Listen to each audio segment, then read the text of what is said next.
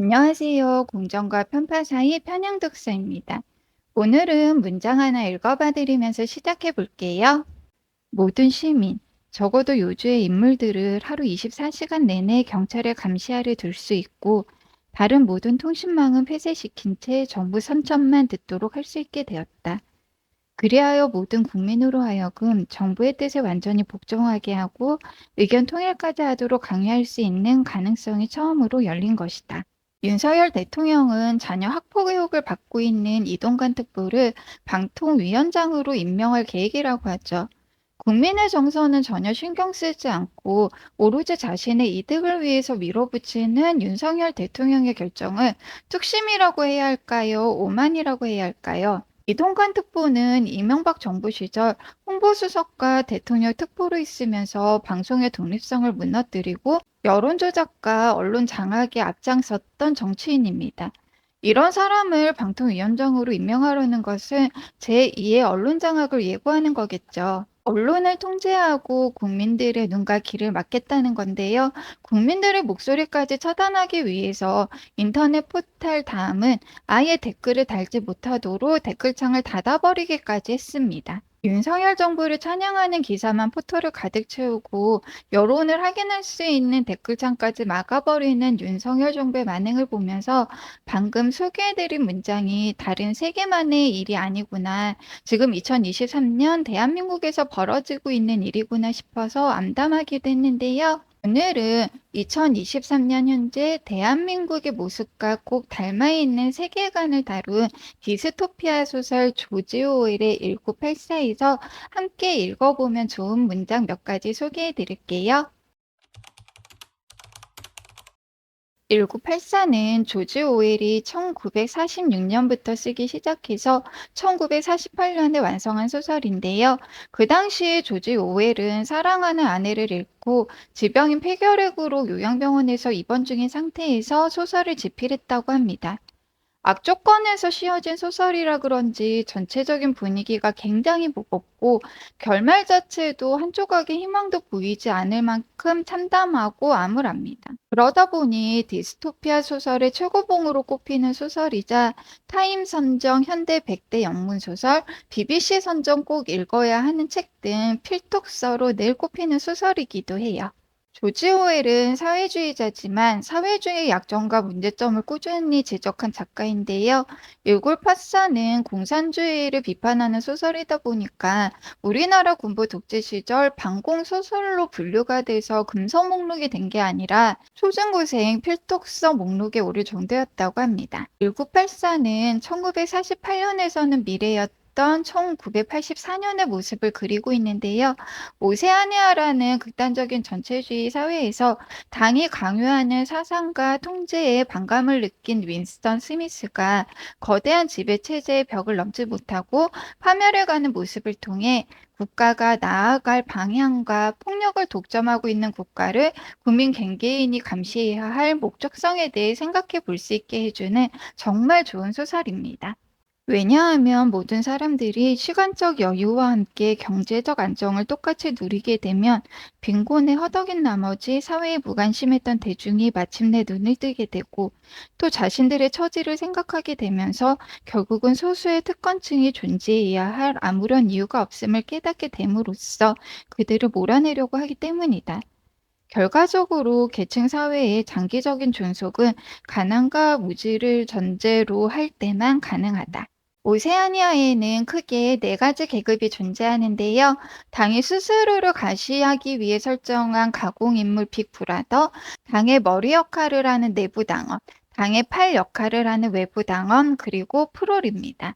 당원은 태어나서 죽을 때까지 사상경찰의 감시를 받고 혼자 있거나 잠을 잘 때조차 자유롭지 못한 반면에 오세아니아 전체 인구의 85%를 차지하는 프롤, 일반 대중이자 노동자 계급은 태어날 때부터 열등한 존재이기 때문에 계속 종속 상태에 두되 초원에서 소를 방목하듯 내버려 두면 된다고 합니다. 노동 시간을 늘리거나 배급량을 줄이더라도 자연스럽게 호응할 수 있는 원시적 애국심만 있으면 된다고 하는데요. 그러다 보니 프롤에 대한 당의 슬로건 자체도 노동자와 동물은 자유로운 존재다입니다. 윤석열 정부 출범 이후 윤석열 대통령은 자유를 외치면서 민생을 위한 정책에 대해서는 전혀 고민하지 않는 모습을 보이고 있는데요. 경기 침체 상황에서 법인세, 종부세 등 부자 감세를 단행하고 금리 인상, 물가 인상으로 인한 경기 위축 상황에서도 복지 예산을 삭감하고 전기세, 가스비 등은 다 인상했습니다. 부자 감세로 인한 세수가 펑크나자 유류세 인상 및 자동차 개별 소비세 인하 혜택을 없애고 하다 담배값을 올리자는 주장도 하고 있는데요. 그러다 보니 우리 서민들은 먹고 사는 문제에 집중할 수밖에 없는 구조가 만들어지고 있는 것 같아요. 이번 후쿠시마 오염수 방류 문제 역시 과학자나 정치인의 입을 빌려 언론을 통해 오염수를 먹어도 안전하다고 선동하면서 오염수 방류에 대해 비판적인 목소리를 내는 사람은 엄중히 죄를 묻겠다고 하는데요. 정부가 하는 일이니까 토달지 말고 그냥 믿고 따라오라는 거예요. 후쿠시마 오염수가 방류될 경우 어민, 수산업자, 자영업자들은 생계 자체에 영향을 받을 수밖에 없는데요. 윤석열 대통령은 서민을 위한 어떤 정책에도 관심이 없고 그저 야당 죽이기와 내년 총선에만 관심이 있는 것 같습니다. 가끔은 서민 경제를 일부러 죽이는 건 아닌가? 생계 어려움으로 우리 민주 시민들을 정치 사회에서 관심 끄게 만들려는 수작은 아닌가 하는 생각을 할 때도 있습니다. 1984에서 당이 프로를 자유라는 이름으로 방치하듯 윤석열 정부 역시 국민의 삶을 방치하고 있는데요. 그럼에도 불구하고 윤석열 정부에게 지지 않고 깨어있는 시민으로 남아 역사의 진보를 맞이하면 좋겠다는 생각을 하게 한 구절입니다. 텔레스크린은 수신과 송신이 동시에 가능하다. 이 기계는 숨죽인 속삭임을 넘어서는 모든 소리를 낱낱이 포착한다. 더욱이 윈스턴이 이 금속판의 감시 범위 안에 있는 한 소리는 물론이고 행동까지 감시된다. 물론 언제 감시를 받고 있는지 알 수는 없다. 사상경찰이 개개인에 대한 감시를 얼마나 자주 그리고 어떤 방법으로 행하는지는 단지 추측만 할 수 있을 뿐이다.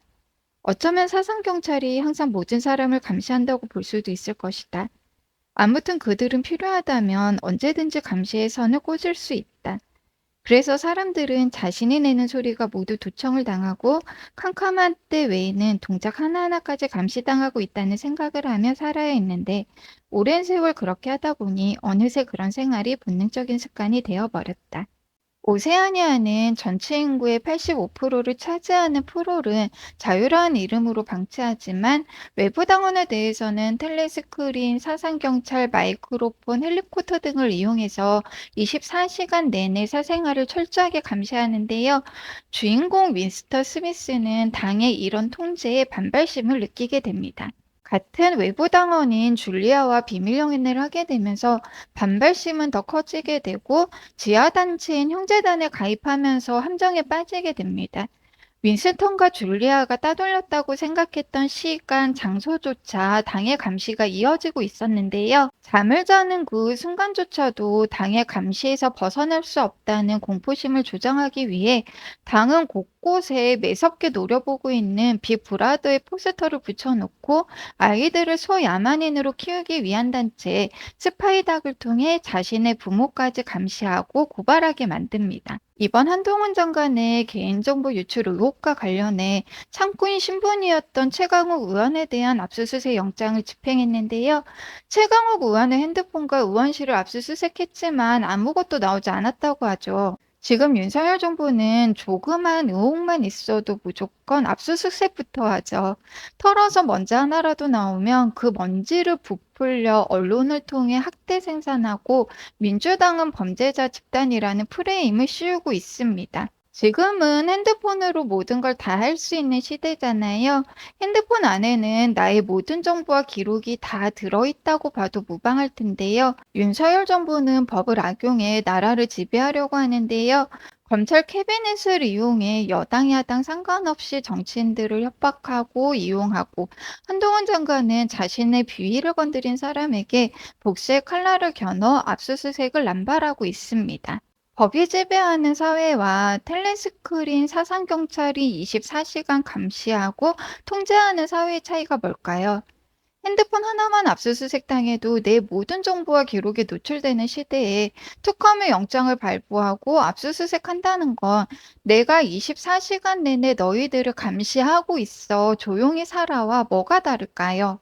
이중사고란 한 사람이 두 가지 상반된 신념을 동시에 가지며 그 두 가지 신념을 모두 받아들일 수 있는 능력을 의미한다. 의도적으로 거짓말을 하면서 그 거짓말을 진실로 믿고 불필요해진 사실을 잊어버렸다가 그것이 다시 필요해졌을 때 망각 속에서 다시 끄집어내며 객관적인 현실을 부정하는 한편으로 언제나 부정해버린 현실을 고려하는 등의 일들이 절대적으로 필요하다. 이중사고란 말을 사용할 때에도 이중사고를 해야 한다.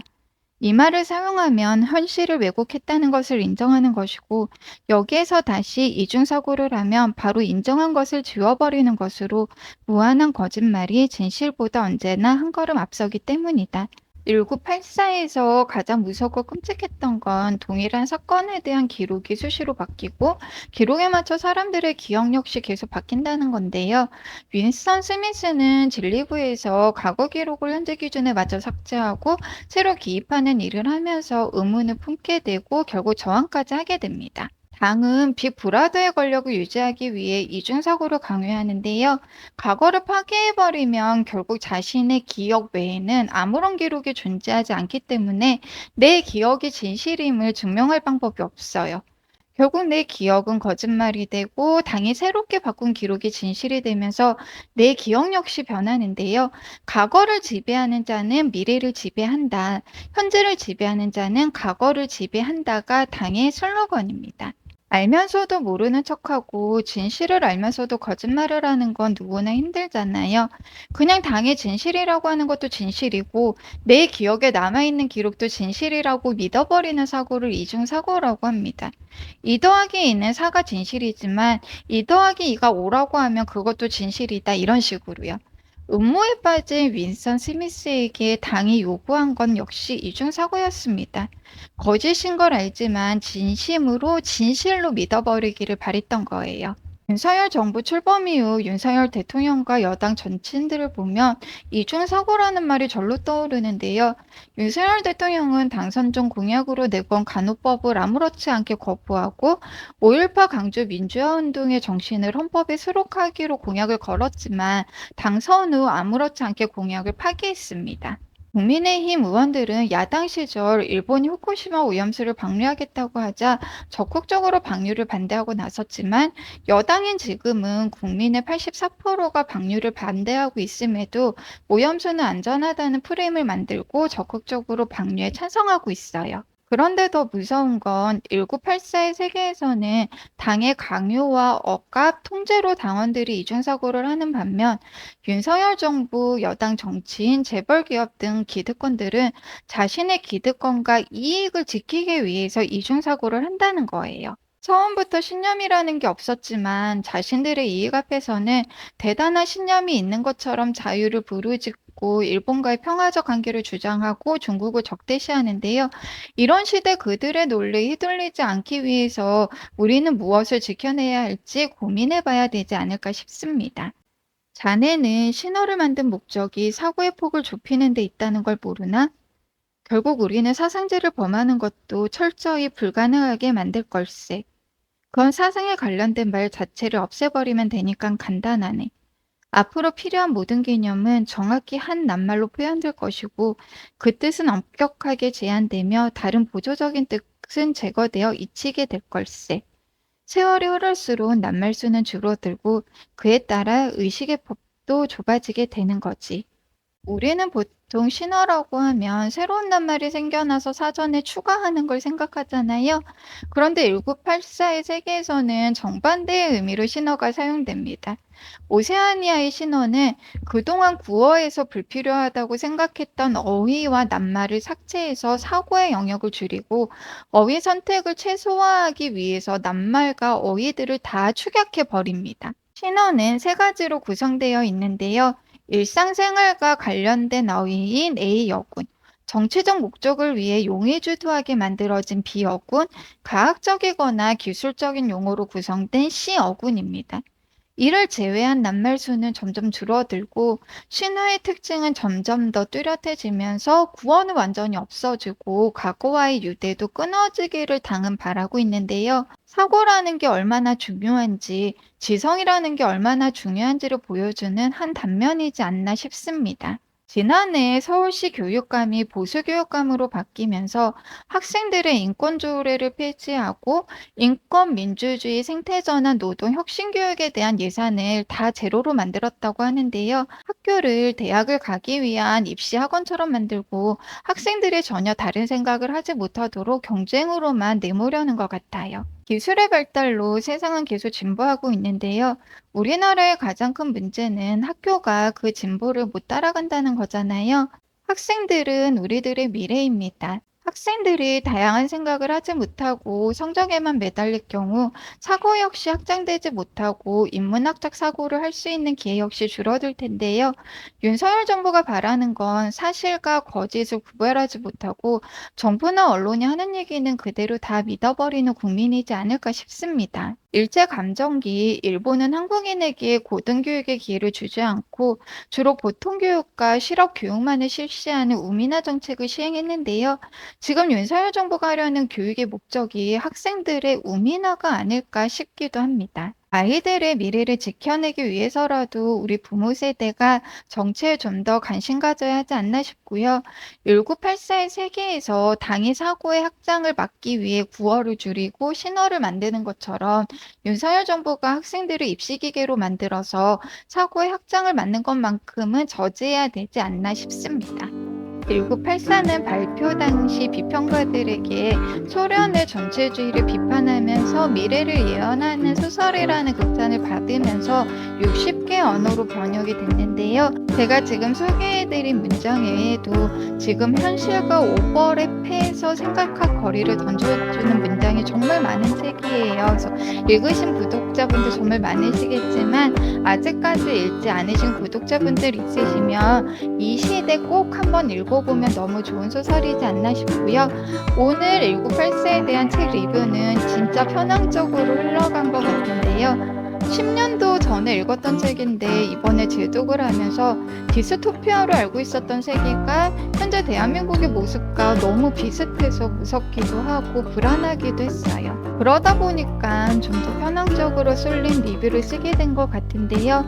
우리는 이보다도 더 엄혹한 시절도 이겨냈던 민족입니다. 윤석열 정부의 만행에 무릎 꿇지 않고 1984의 윈스턴 스미스처럼 파멸하지 말고 우리의 현재와 과거 그리고 미래를 지켜낼 수 있었으면 좋겠습니다. 1984를 번역한 정혜성 교수님의 작품 해설 중 공유하면 너무 좋은 문장 읽어봐드리고 오늘 영상 마칠게요. 지금까지 공정과 편파 사이 편향독서였습니다. 영상 시청해주셔서 감사합니다. 1984년은 이미 끝났다. 하지만 1984는 아직 끝나지 않았다. 여전히 현재 진행형이다. 1984는 결코 20년 전 과거나 먼 미래의 상황이 아니다.